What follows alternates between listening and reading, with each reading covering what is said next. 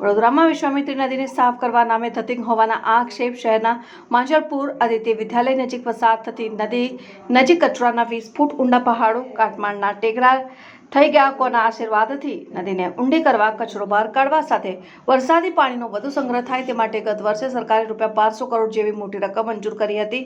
નદીનો આ ખર્ચોમાં કેટલું કામ થયું તે પણ એક સવાલ છે। નદી કિનારે 20 ફૂટ ટૂંકા ઊંચા ટેકરા થઈ ગયા છતાં પાલિકાના બાહોશ અધિકારીઓનું ધ્યાન કેમ ન ગયું?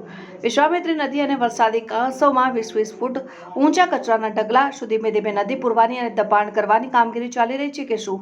વિશ્વામિત્રી આદિત્ય વિદ્યાલયથી લઈને માંજલપુર સનસિટી અને વિશ્વામિત્રી ટાઉનશીપ સુધીની વિસ્તાર ગંભીર ચિંતાનો વિષય બન્યો। એક તરફ નદીને બચાવવાના દાવા કરવામાં આવે છે અને બીજી તરફ એ જ નદીને ધીમે ધીમે નષ્ટ કરવાની કામગીરીના આક્ષેપ।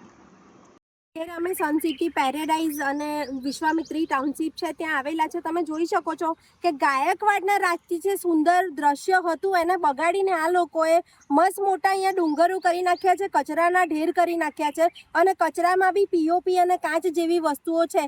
એક બાજુ તમે જોશો તો વિશ્વામિત્રી જે આ કાચ છે એને મોટી કરવા માટે મસ્ત મોટા ટેન્ડરો પાસ કરી અને લોકોને ફાયદો પહોંચાડવા માટે આવું કામ કરી રહ્યા છે અને એક બાજુ તમે જોશો તો જે આ કાચ છે એને પૂરવા માટે 20 ફૂટ ઊંડું મોટું દબાણ કરેલું છે।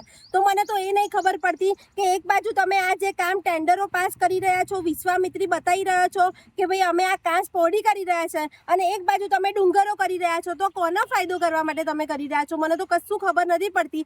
અને બીજું કે તમે આ જે ચૂંટાયેલા પ્રતિનિધિઓ છે, અધિકારી, કોઈ દિવસ આ બાજુ આવ્યા છો ખરા? તમને ખબર છે કે આ કયો વિસ્તાર છે? તમે આ કોઈ દિવસ કચરાના ઢેર જોયા છે? ખાલી તમે એસી ઓફિસમાં બેસીને મસ્ત મોટા ટેન્ડરો પાસ કર્યા છે અને વિકાસના નામે ફક્ત તમારો વિકાસ કર્યો છે, બાકી આ પ્રકૃતિને નુકસાન પહોંચાડે એવી ઘટનાઓમાં તમારું બિલકુલ ધ્યાન નથી।